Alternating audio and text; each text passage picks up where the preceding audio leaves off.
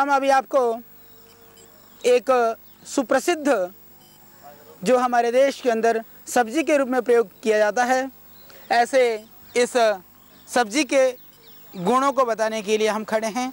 यह आज आपके लिए सिर्फ एक सब्जी नहीं है, यह सिर्फ भोजन का अंग नहीं है, अपितु आज के बाद यह आपके लिए एक औषधीय पौधा बन जाएगा। इस पौधे का प्यारा सा नाम है करेला।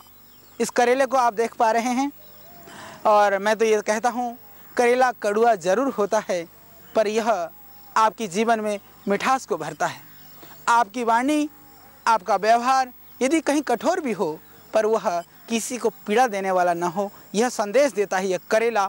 ये वास्तव में सुप्रसिद्ध चीज़ है, हमारे देश में प्रत्येक व्यक्ति इसको जानता है। अतः इसके परिचय के संदर्भ में ज़्यादा हम चर्चा ना करते हुए आइए हम इसके कुछ औषधीय गुणों के विषय में चर्चा करेंगे। यह बहुत ही दिव्य गुणों से परिपूर्ण पौधा है। हम जानते हैं कि करेला कड़वा होता है, इसीलिए डायबिटीज़ में काम करता है। एक सामान्य प्रचलन है हमारे यहाँ इस तरह की अवधारणा, परंतु हम यह नहीं जानते हैं कि वह वास्तव में कितना काम करता है। तो आइए हम इसके कुछ गुणों को जानते हैं। ये करेला सिर्फ फल ही नहीं, इसकी पत्तियाँ, इसकी जो पुष्प हैं, फूल हैं, ये संपूर्ण करेला आपके लिए अत्यंत गुणकारी है। किसी को भयानक सर में दर्द हो, यह करेले के पत्तियों को पीस करके यदि आप माथे पर लगाते हैं तो इससे दूर होता है आपका सर का दर्द। सर दर्द के लिए यह बहुत ही अचूक और रामबाण औषधि है। और यह दूसरा काम करता है आपके मुंह के छाले के लिए। मुंह के छाले के लिए बहुत सारे हम उपाय करते हैं, कभी कभी इतने भयानक और ख़तरनाक हो जाते हैं मुंह के छाले, कभी कभी वह कैंसर में भी परिणत हो जाते हैं। आपको उन छालों से अब हताश, परेशान और घबराने की ज़रूरत नहीं है, क्योंकि मुंह के छाले के लिए यह एक बहुत ही रामबाण औषधि है। इसके रस निकालें, रस निकाल करके या तो आप उसके अंदर जो मुल्तानी मिट्टी होती है, थोड़ी सी मुल्तानी मिट्टी मिला करके इसको पेस्ट कर लें। मुल्तानी मिट्टी यदि उस समय प्राप्त न हो तब भी कोई बात नहीं, आप इसके रस को आप रुई की फुरेरी बना करके, फहाव बना करके रस में डुबो करके उस रुई से मुंह पे जहाँ जहाँ छाले हैं वहाँ वहाँ लगाइए। मुंह के छाले में लगा करके लार को आप बाहर निकालिए। आप देखेंगे इससे मुंह के छाले एकदम आपके दूर हो जाएंगे। यदि मान लीजिए आपके पास यह करेले की पत्तियां नहीं हैं, तो ये करेले का जो छिलका है, ये जो बाहर का जो भाग है, उसका रस निकाल करके भी आप इस लाभ को पा सकते हैं। हालांकि यह इसके पत्तों से थोड़ा सा कम काम करता है।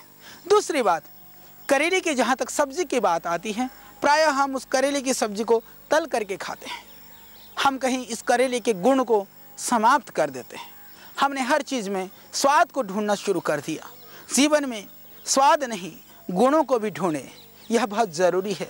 जीवन में सुख चाहते हैं, जीवन में शांति चाहते हैं, समृद्धि चाहते हैं, तो मेरे पवित्र आत्माओं, जीवन में स्वाद के साथ आप गुणों का भी खोज करें, गुणों की खोज करें, गुणों का अनुसंधान करें, यह बहुत ज़रूरी है। तो करेले के अंदर भी स्वाद न ढूंढते हुए हम इसके गुणों की ओर ज़्यादा अग्रसरित हों। गुणों के लिए इस दिव्य औषधि को हम याद रखें। लोग क्या करते हैं, हमने प्रायः देखा है, हम जब जाते हैं कहीं पर भी, जब भोजन करने को होता है, कभी करेले की सब्ज़ी हो, बाहर के छिलके को भी पूरा उतार देते हैं, अंदर की बीज को भी हटा देते हैं, और बीज का जो भाग बचता है, इतना सा मोटा भाग, उसको तल करके करेले की सब्ज़ी बनाई जाती है। भगवान ने यह अमृत दिया था, इस अमृत को हमने कहीं जहर बना करके हम अपने अंदर, अपने उदर में उसको धारण करते हैं, भक्षण करते हैं, उसका सेवन करते हैं, उसको शायद कहीं हम अमृत को जहर बना करके अपने अंदर डालते हैं। यह ठीक नहीं है। फिर हम क्या करें? मेरी माताएं, बहनें, जो भी इस कार्यक्रम को देख और सुन रहे हैं, सबसे मेरा निवेदन है, करेला यदि पका हुआ है, बीज पके हुए हैं, तो ज़रूर इसके बीज को आप निकालें। बाहर के छिलका को कृपया आप ना उतारें। यदि आपको लगता है कि यह बहुत साफ़ सुथरी जगह से नहीं है, आप गर्म पानी उबाल करके गर्म पानी से अच्छी तरह से धो लें। यदि आपको लगता है कि इसके अंदर फिर भी कड़वाहट बचेगी, उसको नमक के पानी से धो लें। बहुत ज़्यादा देर नमक के पानी में भिगो करके इसको नहीं रखना चाहिए। थोड़ी देर के लिए आप चाहे भिगो करके भी रख दें।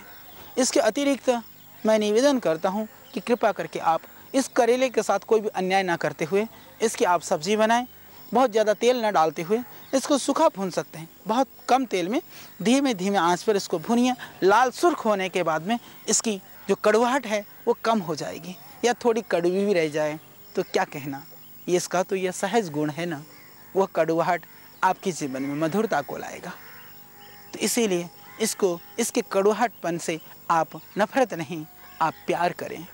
तो सब्जी बनाने की विधि मैंने आपको सिखा दी कि निश्चित रूप से मैं समझता हूँ कि आगे से करेले को तल करके नहीं, करेले को भून करके नहीं, करेले को सेक करके और इसे छिलके और बीज के साथ में आप इस करेले के सब्जी का सेवन करेंगे, जिससे विविध रोगों में यह करेला पेट को साफ करता है। कितने भी भयानक कब्ज हो, यदि मल जमा हुआ है पेट के अंदर, वो मल नहीं निकल पा रहा हो, तो आप करेले की सब्जी का सेवन करते हैं तो उसका पेट पूरा साफ होने लगता है।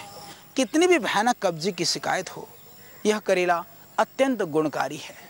और जिन बच्चों को बहुत ज़्यादा कब्ज की शिकायत रहती है या पेट में बहुत अफारा है, बहुत परेशानी है, कुछ भी नहीं करना, एक चमत्कारिक प्रयोग मैं आपको बताता हूँ। सिर्फ इस करेले के इतनी सी पत्ती को तोड़ करके उसके मुंह पे रख देना, या मैं यूँ कहूँ कि निकाल करके सिर्फ एक बूंद रस करेले का, एक बूंद, मात्र एक बूंद, जो बच्चे जो अन्न नहीं ले पाते हैं अभी, उनकी जीभ पर रख दें, थोड़ा सा शहद मिला दें, आप देखेंगे पेट का अफारा, पेट की परेशानी और उनको जो इंडाइजेशन और कोई इन्फेक्शन है पेट के अंदर, इससे तुरंत लाभ हो जाएगा। यह बहुत ही गुणकारी प्रयोग है, बहुत चमत्कारिक प्रयोग है।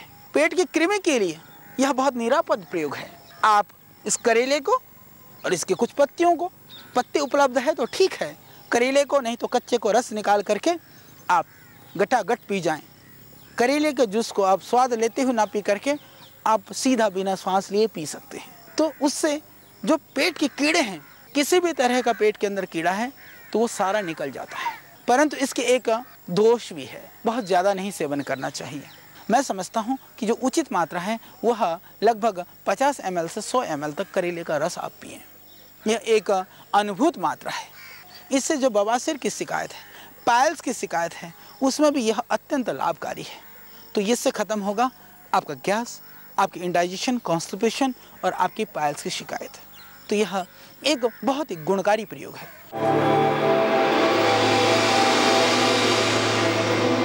आस्था के पावन ज्ञान प्रवाह में अभी लेना होगा हमें एक छोटा सा विराम। विराम के तुरंत बाद आप सुनेंगे आयुर्वेद की ऋषि संस्कृति को वर्तमान में सर्वाधिक प्रचारित व प्रतिष्ठापित करने वाले श्रद्धेय आचार्य बालकृष्ण जी से जीवनदायिनी दिव्य जड़ी बूटियों से अपनी समस्याओं का समाधान। पतंजलि आयुर्वेद के सबसे अच्छे व सबसे सस्ते स्वदेशी उत्पाद पतंजलि चिकित्सालयों व आरोग्य केंद्रों के साथ साथ अब दिल्ली, हरियाणा और पंजाब के खुले बाजार में भी उपलब्ध। योग ऋषि स्वामी रामदेव जी द्वारा रचित योग साधना एवं योग चिकित्सा रहस्य तथा प्राणायाम रहस्य पुस्तकों द्वारा अष्टांग योग, यौगिक चिकित्सा, प्राणायाम तथा ध्यान आदि योग की विशिष्ट प्रक्रियाओं का प्रशिक्षण लेकर असाध्य रोगों से मुक्ति पाएं। आज ही योग साधना एवं योग चिकित्सा रहस्य तथा प्राणायाम रहस्य पुस्तकें घर लाएं, स्वस्थ और निरोगी जीवन पाएं। आयुर्वेद मनीषी आचार्य बालकृष्ण जी द्वारा लिखित आयुर्वेद सिद्धांत रहस्य और आयुर्वेद जड़ी बूटी रहस्य पुस्तकों से जानिए आयुर्वेद के सिद्धांत, दर्शन तथा दुर्लभ व सुलभ जीवनदायिनी औषधियों के सचित्र विवरण। आज ही आयुर्वेद सिद्धांत रहस्य और आयुर्वेद जड़ी बूटी रहस्य पुस्तकें खरीदकर स्वदेशी आयुर्वेदिक चिकित्सा अपनाएं और जटिल व्याधियों से छुटकारा पाएं। मैं एक घटना का उल्लेख करना चाहूँगा। हमारे यहाँ जब आवासीय योग शिविर होता है, श्रद्धेय स्वामी जी जब योग की क्लासेस लेते हैं तो पूरे देश के नहीं अपितु पूरी दुनिया से हमारे पास शिविरार्थी आते हैं। योग सीखने के जिज्ञासु, रोगों से मुक्त होने के जो पिपासु हैं, वो लोग आते हैं। तो हम करेला, खीरा, टमाटर का जूस का सेवन रोगों के हिसाब से दूसरे काढ़े आदि शिविरों में देते हैं। तो लोग सोचते हैं कि तुम करेले का जूस खूब पी लो। जो डायबिटीज़ के पेशेंट हैं वो 2-2, 3-3 गिलास जूस लगभग कहीं आधा किलो तक भी पी जाते हैं लोग। तो हमने देखा किसी किसी को बहुत भयानक डिसेंट्री हो जाती है, कभी कभी तो ब्लड भी आ जाता है। और इसके अतिरिक्त मधुमेह के लिए, डायबिटीज़ के लिए, डायबिटीज़ में एक करेला, इतना बड़ा करेला हो, ये अच्छा सा साइज़ है, ये थोड़ा छोटा है, ये ठीक ठीक साइज़ है, इतना बड़ा करेला, और एक इतना बड़ा टमाटर, और एक मीडियम साइज़ का खीरा। खीरा, करेला और टमाटर, तीनों चीज़ को आप जूस निकाल करके, वो जूस में थोड़े नीम की पत्ती, सदाबहार की पत्ती भी आप डालना चाहें उसको डालिए। और यदि आप प्रातः सायं सेवन करते हैं, कभी भी किसी भी जूस को रात को नहीं लेना चाहिए, सायंकाल तक आपको ले लेना चाहिए। ये आयुर्वेद का विधान है, क्योंकि यह भी बहुत ज़रूरी है। हमारे यहाँ बहुत दिव्य गुणकारी औषधियाँ तो हैं, पर इन औषधियों को किस समय पर कितनी मात्रा में लेना है, यह भी हमें जानना बहुत ज़रूरी है। तो इस करेले के जूस को आप सायंकाल को 4-5 बजे तक आप ले सकते हैं, उसके बाद नहीं लेना चाहिए, क्योंकि उससे इसकी जो प्रकृति है, ज़्यादा मात्रा में लेने पर फिर रात को किसी पित्त आदि की प्रकोपन इससे हो सकता है।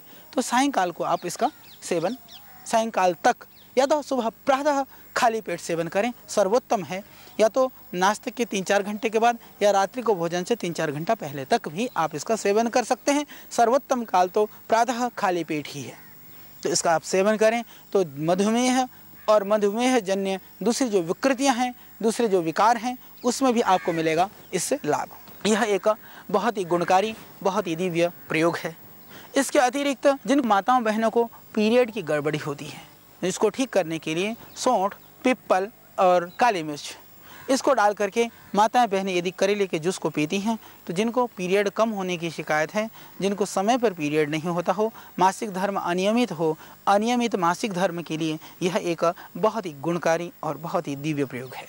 इसके अतिरिक्त जिन लोगों को किसी भी तरह से चर्म रोग है, चर्म रोगों में क्योंकि यह अत्यंत रक्तशोधक है, या तो करेले का रस, या आप सिर्फ करेले के पत्तों का रस 2-3 चम्मच यदि आप नियमित रूप से सेवन करते हैं, तो चर्म रोग के लिए यह अत्यंत लाभकारी है। एक्जिमा है, सिरोसिस है, और आपके लीवर की प्रॉब्लम के लिए भी यह करेला, आपकी लीवर की जो परेशानी है, या जॉन्डिस है, SGOT, SCPT अबनॉर्मल है, आपके लीवर फंक्शन ठीक नहीं है, उस स्थिति में भी यह बहुत ही गुणकारी है। बहुत ही अच्छा यह प्रयोग है। यह एक दिव्य औषधि है। निश्चित रूप से करेला सिर्फ एक सब्जी मात्र नहीं है, करेला कड़वा नहीं है। अब आप समझ गए होंगे, करेला मीठा है, हमारे जीवन के मिठास को ये भरने वाला है।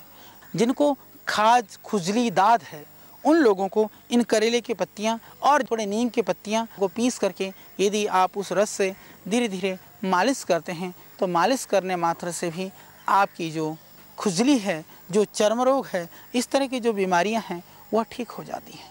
इसका एक और बहुत दिव्य गुण है, जिन माताओं बहनों को डिलीवरी के बाद में कम दूध उतरता है, दूध उतारने के लिए करेला एक चमत्कारिक प्रयोग है। शतावर हालांकि बहुत अच्छा काम करता है, पर करेले की सब्जी यदि आप कुछ दिन खिला देते हैं माताओं को, बहनों को, तो उससे भी स्तन पे दूध उतरने लगता है, और उससे जो प्रसूतिजन्य व्याधियां हैं, डिलीवरी के बाद में, बच्चा होने के बाद में, वो करेले की सब्जी का सेवन करती हैं, तो उससे उनका जो अंदर जो भी शोथ होगा, इन्फेक्शन होगा, वो सब तो समाप्त होगा ही होगा। उससे जो बच्चा है वह भी हृष्ट पुष्ट होगा। इसके अतिरिक्त उससे बड़ा लाभ ही होगा, आर्थराइटिस होने की जो संभावना है वह खत्म हो जाएगी, जिससे कि जीवन उनका निरामय और सुखद बनेगा। क्योंकि देश के अंदर हमारी माताएं, लगभग मैं समझता हूँ कि हर चौथी और पाँचवीं माताओं बहनों में से एक को आर्थराइटिस है। एक भयानक महामारी की तरह से आर्थराइटिस की बीमारी बढ़ती ही जा रही है। इसके लिए ज़रूरी है वो करेले की सब्जी का सेवन करें। आयुर्वेद के अंदर कई सारे योग हैं, उसमें भी करेला डाला जाता है। विशेष करके डायबिटीज़ के लिए हम जो बनाते हैं मधुनाशिनी वटी जो होती है हमारी, मधुनाशिनी के अंदर सूखा करेला भी पड़ता है। उसका हम घनसत्व निकाल करके एक्सट्रैक्ट कर करके फिर हम गोली बना कर डालते हैं, जो डायबिटीज़ के लिए बहुत ही कारगर है। इसी तरह से आयुर्वेद के अंदर रक्तशोधक औषधियों में, पेट को ठीक रखने वाले औषधियों में भी करेले का प्रयोग शास्त्रों में वर्णित है। और जिनको घाव है या ठीक ढंग से फोड़ा नहीं फूट पा रहा है, इस करेले की जड़ को, इस करेले की जड़ को घिस करके आप सिलबट्टे पर घिस करके यदि उस जगह पर लगा देते हैं तो इससे वो फोड़ा भी पक जाएगा, निकल जाएगा। और इस करेले की पत्ते को यदि आप थोड़ा गर्म कर करके पुलटिस बांध देते हैं फोड़े पर तो वो फोड़ा पक जाएगा और उससे पस निकल करके वह ठीक हो जाएगा। फोड़े पकाने के लिए, उस पस को निकालने के लिए, दर्द को कम करने के लिए यह भी बहुत कारगर है। जिनको पथरी की शिकायत है, पथरी में भी करेले का रस बहुत कारगर है, बहुत गुणकारी है, उसमें भी इसका आप सेवन कर सकते हैं। इससे पथरी निकलने में भी आपको मिलेगा सहयोग। एक करेला अनेक गुण, विविध तरह से वह बहुत ही लाभकारी पौधा है। इसी तरह से कान के दर्द के लिए अत्यंत गुणकारी है। जिनको कान में दर्द हो, इसके पत्तों का रस निकाल करके ये 4-4 बूंद यदि कान में डाल दें तो कर्ण पीड़ा में तुरंत आपको मिलेगा लाभ। और इन करेले को, इस कच्चे करेले को आप जैसे बैगन का भरता बनाते हैं, इसी तरह से आग में भून करके उसको क्रश कर करके रुई में लपेट करके यदि घुटने पर बांधते हैं, जहाँ सूजन है, जहाँ शोथ है, जहाँ दर्द है, वहाँ बांधते हैं तो आपको मिलेगी मुक्ति। दर्द से तुरंत आपको राहत मिलेगा। कितना गुणकारी है यह, कितना दिव्य है। अर्थराइटिस से बचाएगा आपको करेला, डायबिटीज़ से बचाएगा आपको करेला, किडनी की प्रॉब्लम से बचाएगा आपको करेला, प्रमेह और प्रदर्श को दूर करेगा आपको करेला। यह करेला नहीं, यह वास्तव में एक अमृत फल है, यह अमृत है। तो आइए हम जीवन के अंदर, चाहे वह देखने में देखो कांटेदार है और खाने में कड़वा है, पर गुणों में एकदम कुसुम से भी, एक पुष्प से भी गुणकारी है यह अत्यंत लाभकारी है यह। तो आइए हम इस करेले के सेवन को औषधि के रूप में करते हुए अपने जीवन को निरामय करें, एक आनंदमय करें। और देश के अंदर जो बढ़ती हुई व्याधियां हैं, बीमारियां हैं, अब हम इन व्याधियों और बीमारियों को ठीक करने के लिए दवाइयों की नहीं, हम इन जड़ी बूटियों को औषधि के रूप में, इन साग सब्जियों को हम औषधि के रूप में सेवन करके हम बीमारी से मुक्त होंगे और पूरे देश को रोग मुक्त करने में, इस महाअभियान में, इस युद्ध में हम स्वयं योद्धा बन करके औरों को भी सम्मिलित करेंगे। इसी संकल्प के साथ आइए आज से हम इस करेले का सेवन मस्ती से, आनंद से, चाहे इसकी कड़वाहट को भुला करके इसके गुणों का आस्वाद लेते हुए कल फिर हम आपके बीच में होंगे एक और किसी दिव्य पौधे के साथ।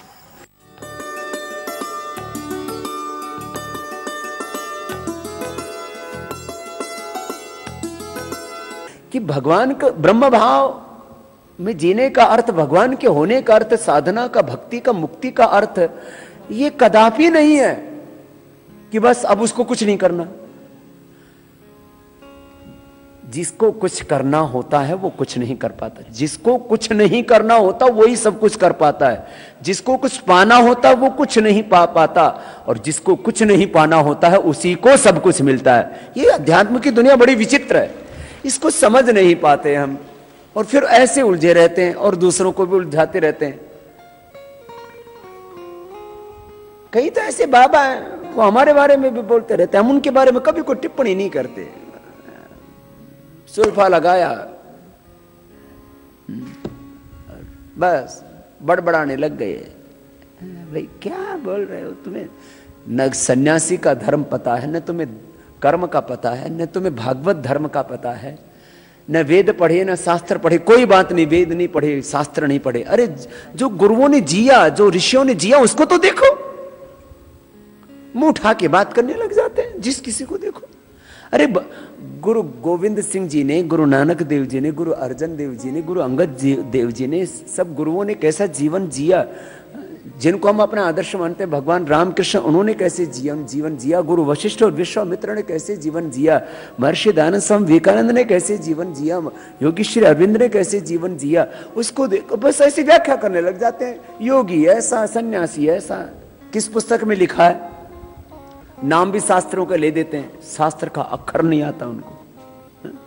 कुछ लोग गुरु मंत्र देते हैं, गुरु मंत्र नहीं गुरु मंत्र, उनको ये होता है मंत्र दे रहे।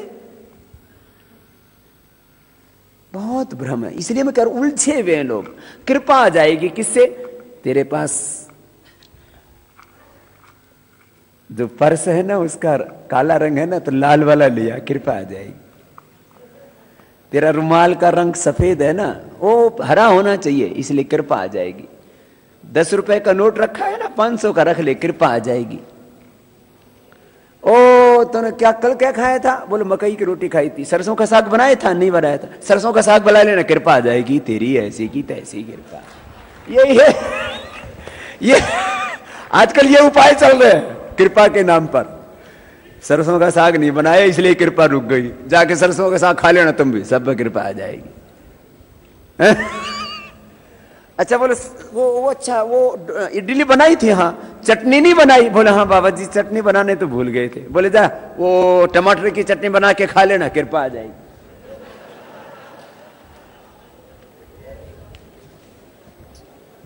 हे भगवान, कृपा इतनी सस्ती हो गई, कुछ कर्म मत करो। कृपा उन्हीं पर होगी जिनके जीवन में पवित्रता है। चाहे काला हो रुमाल, चाहे धोला हो रुमाल, चाहे चटनी खाई या जो डोसा खाया या तुमने सरसों का साग खाया, कुछ भी नहीं खाओगे तो भी कृपा हो जाएगी।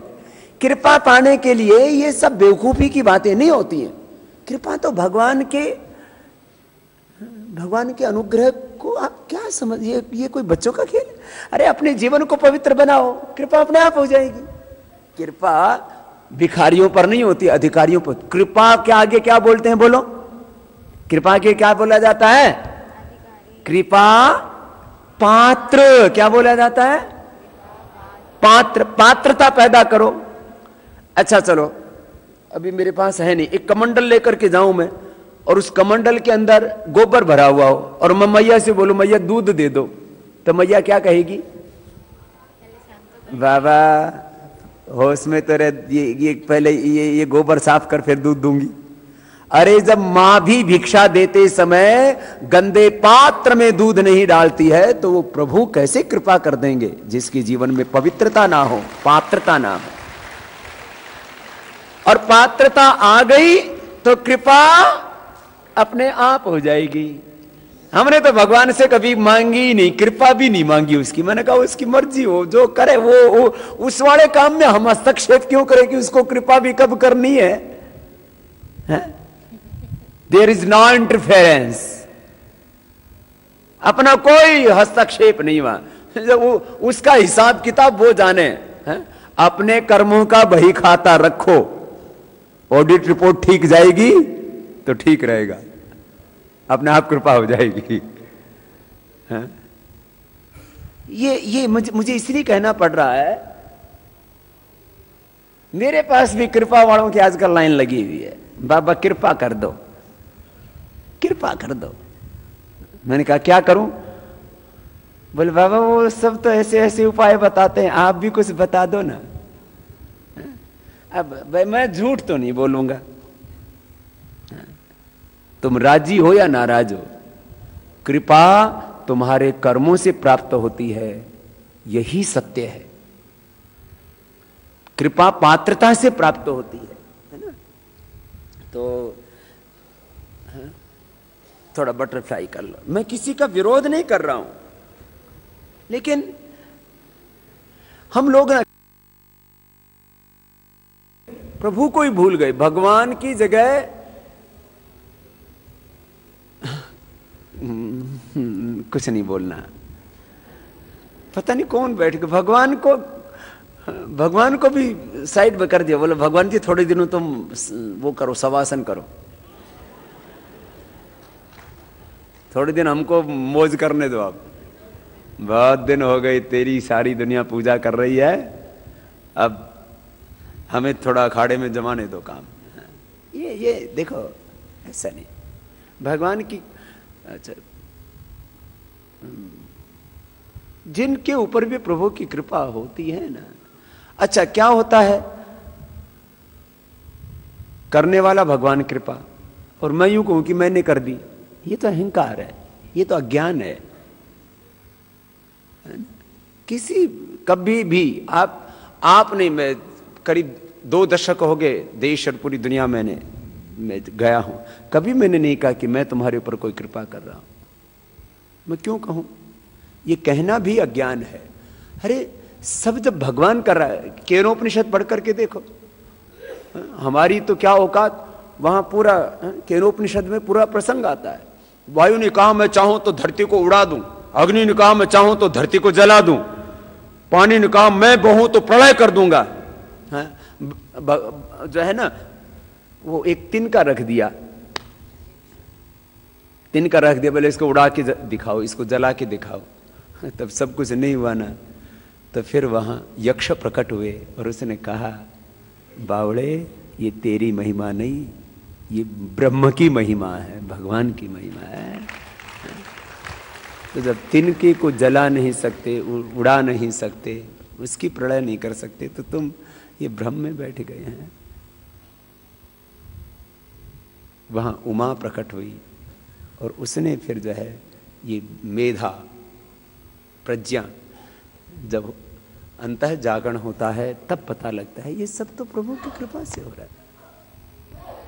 मेरा आपकी कृपा से सब काम हो रहा है, करता है मेरा मालिक, मेरा नाम हो रहा है। मेरा आपकी कृपा से सब काम हो रहा है, करता है मेरा दाता, मेरा नाम हो रहा है, करता है मेरा मालिक, मेरा नाम हो। अरे कपाल भाती भूल गए तुम? चलो चलो बैठो बैठो बैठो, तुम तो भजन गाने में मस्त हो गए।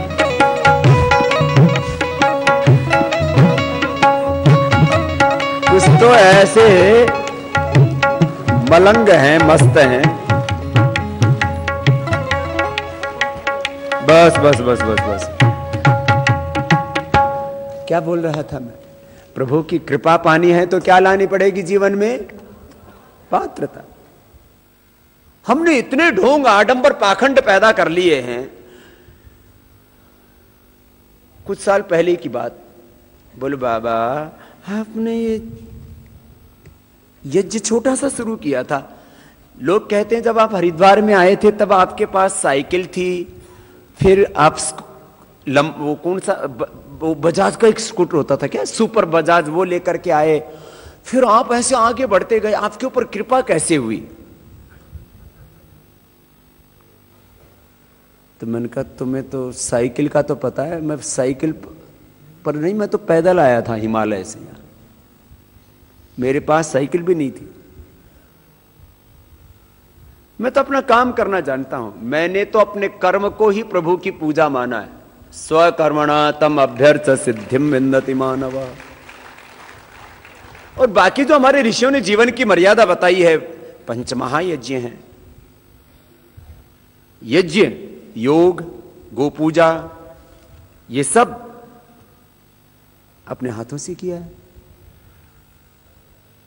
पतंजलि योग पीठ का पहला दिव्य योग मंदिर हो या दिव्य फार्मेसी हो, पदार्था हो, योगग्राम हो, फिर पतंजलि योग पीठ का प्रथम चरण हो, द्वितीय चरण हो, वानप्रस्थ हो, सब जगह क्या बनी है पूजा के लिए?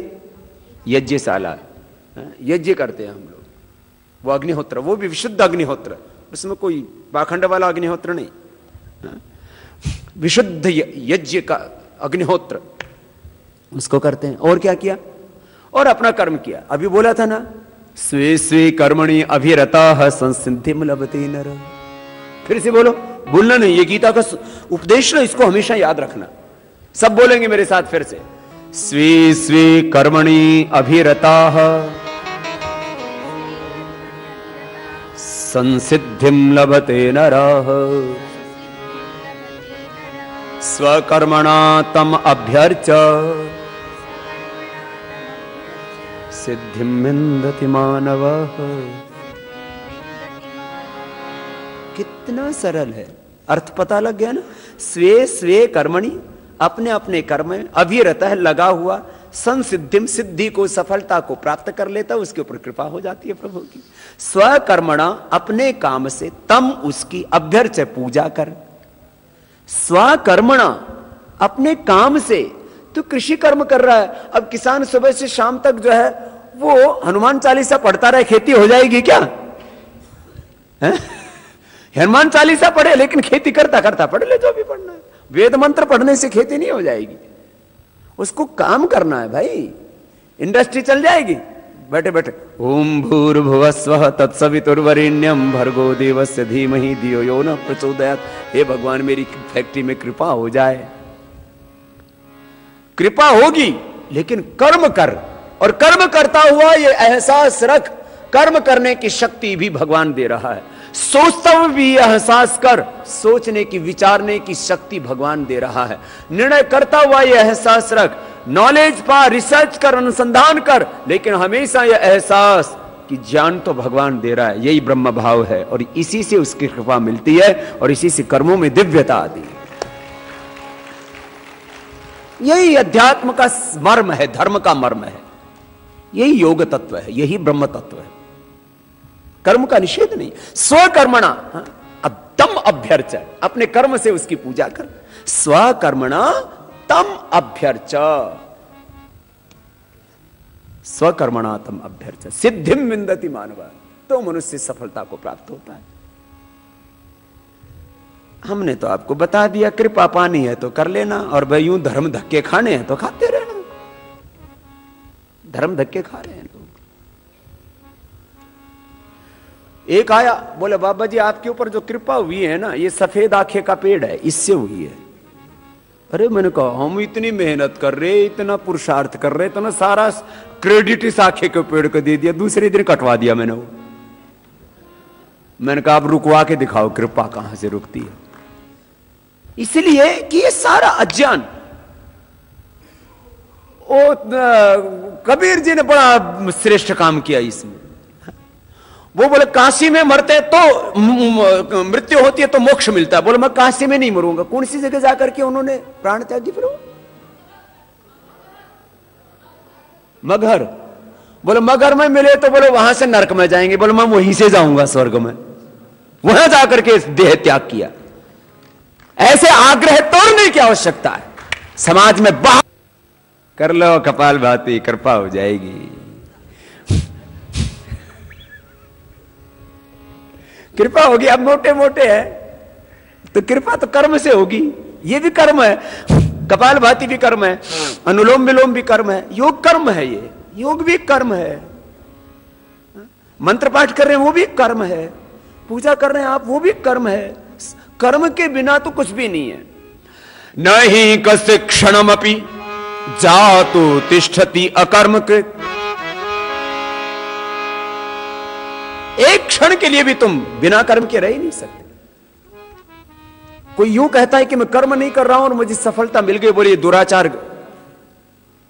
गीता में उसको दुराचार शब्द कहा गया। मुझे कई बार ऐसा लगता है हमारे ऋषियों ने इतना ज्ञान, इतना प्रकाश हमको दिया और फिर भी हम पता नहीं ऐसी ढोंग में, पाखंड में।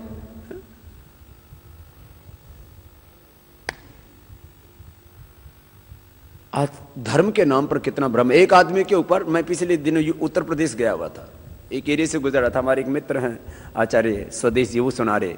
हाँ, हकीकत की कहानी है ये, मनगढ़ंत कथा नहीं है। कपाल भाती कर लो ना थोड़ा सा।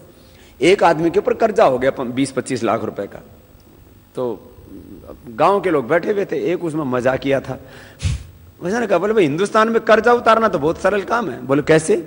बोले देख मैं उपाय बताता हूं। बोले जयपुर जा, वहां मूर्तियां बनाते हैं भगवान की, और कई बार वो मूर्ति में जो है घड़ते घड़ते चोट थोड़ी सी भी गलत लग जाए तो कई बार उसका खंडित हो जाती है, तो फिर वो उसको अब बेकार हो गई। तो बोले अब गर्दन में चोट लग रही और यहाँ थोड़ी भी गलती हो गई तो टूट गई। तो वो वहां से एक सर कटा देवता ले आया और ला करके अपने गांव के तालाब में फेंक दिया और फिर शुरू कर दिया और तमाम तरह की कहानियां शुरू कर दी। अब गांव वाले बोले इसमें क्या आ गया? तो बोले मैं वो देता हूं और तुम्हें शर्म नहीं आती? तुम इतने दिनों से उस तालाब के अंदर मलमूत्र करते हो, गोबर करवाते हो अपने गाय भैंसों से, मेरा अपमान करते हो, तिरस्कार करते हो, तुम्हारा विनाश कर दूंगा। और तमाम तरह के ढोंग पाखंड किए उसने। तो गांव वाले सब परेशान भाई। फिर दूसरे दिन देवता आ गया, तीसरे दिन आ गया, गांव वाले सोच भाई विनाश होगा गांव का। तो बोले महाराज इसका उपाय भी तो बताओ। बोले इस तालाब में इतने फीट पर वहां पर मैं पड़ा हुआ हूं, निकाल करके मेरी पूजा करो। तो लोग सोचे भाई इस गांव में ये देवता कहां से। बोले महाराज कृपा करके बस आप ही दर्शन दे दो। उसको तो पता था, उसने तो वहीं डाल रखी थी, लगाई डुबकी, लेकर के आ गया। आस पड़ोस के ये गांव की, वो गांव का नाम भी मैं पूछ के बता सकता हूं, पूरे आस पड़ोस के गांव सब आने लग गए। 2-3 महीने में 50 लाख रुपए से ज्यादा आ गया, उसका कर्जा उतर गया। ये है सिरकटा देवता, ये एकदम सच्ची बात है। सिरकटा देवता ऐसे इस देश में, वो इसको पता है। कहां था वो? हाँ, इटावा से आते समय मुझे सुनाई थी, इटावा के पास था होगा, असलदा गांव क्या बता रहा, उसके पास है गांव। और वहां आस पड़ोस की सारी फसल बेकार कर दी लोगों ने। जो देखे गांव वाले भर भर के ट्रैक्टर ट्राली जा रहे, सिरकटा देवता, नया देवता प्रकट हुआ। जितने देश और दुनिया के करोड़ों लोगों की बीमारियां ठीक हुई ना योग से, चाहे वो कैंसर है, चाहे वो टीबी है, चाहे बीपी है, शुगर है, हम इसको चमत्कार के नाम पर करते तो शायद इस धरती के लोग भगवान के स्थान पर हमारी पूजा करने लग जाते। लेकिन हमने कहा नहीं, मैं भगवान नहीं, मैं इंसान हूं। और जो लाभ हो रहा है ये योग का लाभ हो रहा है, ये चमत्कार नहीं, एक विज्ञान है, ये आविष्कार है ऋषियों का। तो ये देखो इन चीज, अब कोई वास्तु के चक्कर में, कोई ग्रहों के चक्कर में, शनि केतु राहु के चक्कर में, अरे शनि केतु राहु तो अपने काले कर्मों से डर, काले शनि से डर रहे हैं और टैंकर के टैंकर शनि देवता के ऊपर चढ़ रहे हैं।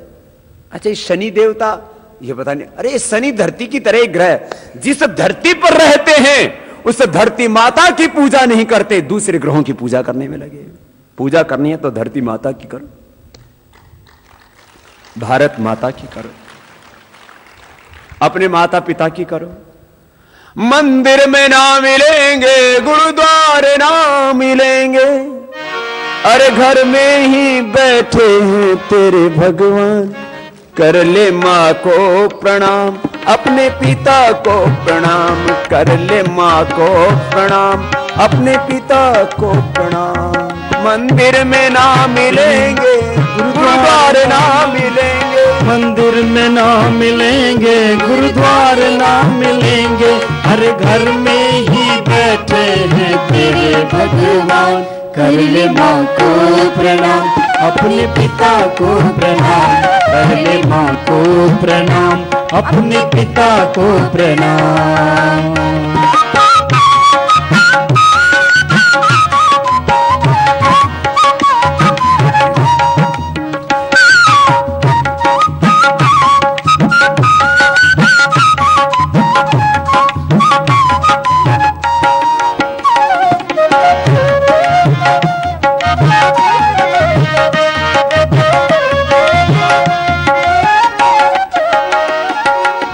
जिसने तुझको जन्म दिया उस माँ को कैसे भूल गया, हो जिसने तुझको जन्म दिया उस माँ को कैसे भूल गया।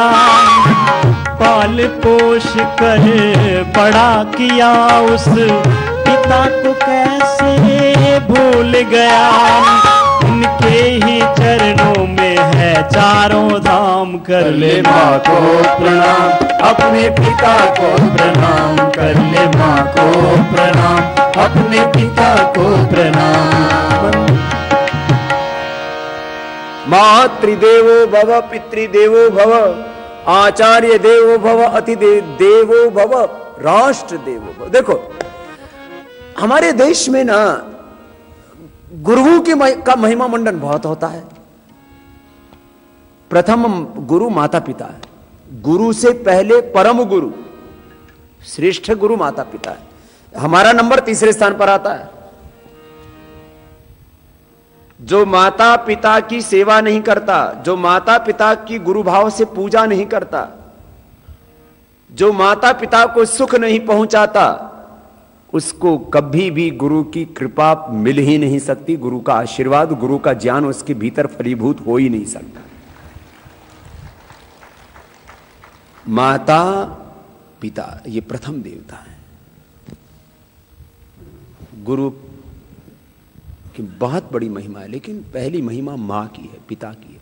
उनके चरणों में सब धाम है। तो आपको कृपा पानी है ना प्रभु की, तो भी उनके माध्यम से ही मिलेगी। चलो अब आगे बढ़ते हैं। बहुत आपको बताया आज, और मुझे लगता है उससे कुछ संशय आपके जरूर मिटे होंगे जीवन में। उसको हर पल अनुभव करो, वो तुम्हारे अंग संग